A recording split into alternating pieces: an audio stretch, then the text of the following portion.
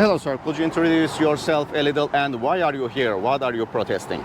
My name is John Brinkman. I live in Evanston and I'm a lifelong resident of Evanston. I was kind of surprised. It kind of caught me off guard, the universities being, I don't like to say taken over, but the encampments and the very pro-Palestinian message, which I didn't have a problem with at all. But after a few days of noticing what was going on in Columbia and then eventually here at Northwestern, I sensed a great deal of anti-Semitism, and I didn't like that. I'm a Christian, and as a lifelong resident in Evanston, I felt it was my duty and my responsibility to come here to Northwestern and lend my support and show that my strong beliefs against anti-Semitism, and as I said, some of the message that I saw here, I felt was strongly anti-Semitic, and I don't care for that. In general, I don't have any real problem with the pro-Palestinian people here.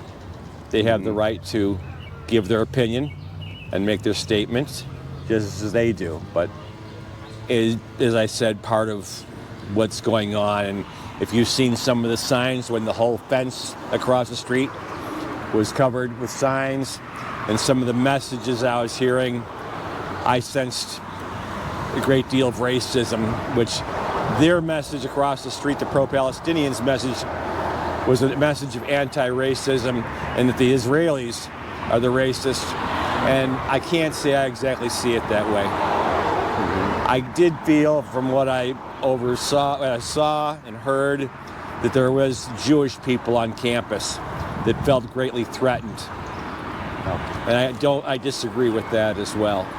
It's not that I have a strong feeling one way or the other in Gaza about who is right or who is wrong.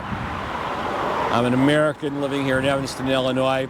If I feel any people from any background are going to be judged by race, color, creed, and in this case it would be, the racism would be anti-Semitism, I'm going to stand against it.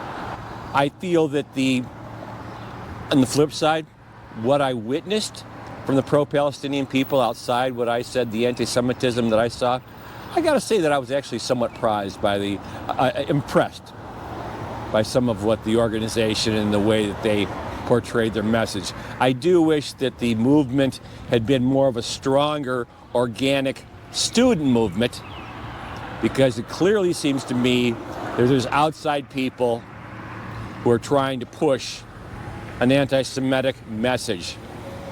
And I just don't care for those people being on campus when it would be, I think the students could express themselves without those, what I believe to be outside agitators. So students got deal with the university. What do you think about that?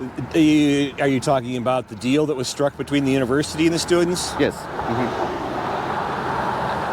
I think a lot of it really, and this is another thing that bothers me, when you start making deals or you start doing something for the sole purpose of what that person, their origin, their race, their nationality, their background, they have a term for that.